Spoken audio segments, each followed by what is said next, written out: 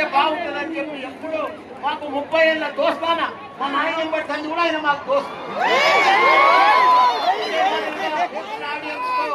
Photographers ముఖ్యంగా మా students కు బంగారం అసలు మా స్టూడెంట్స్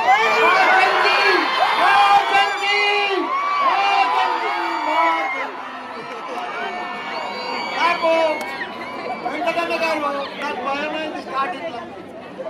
ఆ క్రౌడ్ చూసి నాకు నిజంగా భయమైంది. క్యాన్సర్ అని చెప్పేస్తాం. నాతో రాలే వెంకటన్న, నాతో రాలే. బంగారం మా ఆది ముత్యాలు మా